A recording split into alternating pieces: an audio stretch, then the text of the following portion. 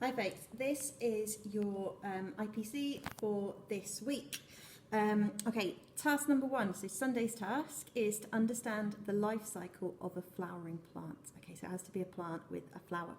Now, you need to use a little bit of a mixture of the learning that we did during Mission to Mars when we learnt about what seeds needed in order to germinate. You need to use some of your knowledge from last week about the different parts of a flower and the pollination process, and there is also some information here. There's a video and a website which you will be able to use too. So we're kind of trying to bring in knowledge from across this year and some new knowledge as well. So to understand the life cycle of a flowering plant, you've got the video and the website to have a look at first.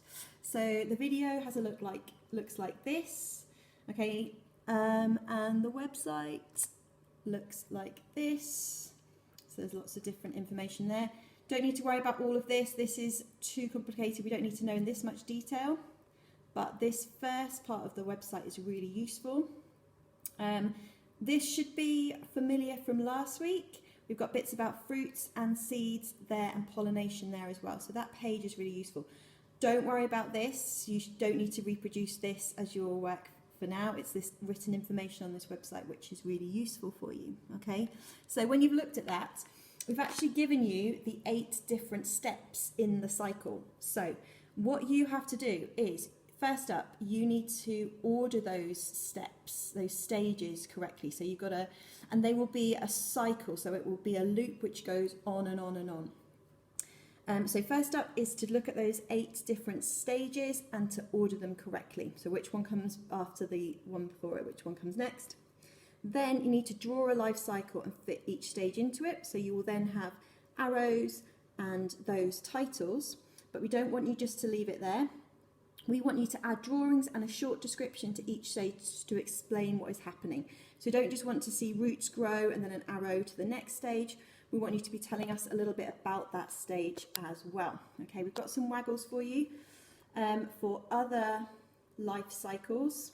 So you can see we've got arrows, we've got numbers for each step, we've got pictures, we'll have those titles that we've put on there, and there is a brief description to go with each stage. Okay, so the more detailed you can make that description, the more we'll be able to understand what you we'll know what you understand, and if you can use some of that really great vocabulary, then that will impress us even more. Okay, so bit of a life cycle to start off with. Then we've got a bit about seed dispersal. Okay, so one of the ways where new plants will grow, once we've got seeds, they need to be dispersed. They need to be able to move away from the plant to grow new ones.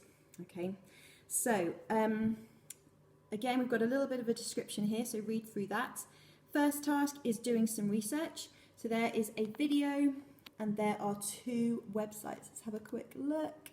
So the video looks like this. That's a really good video. There's loads of really great examples of different seeds and how they're dispersed as well.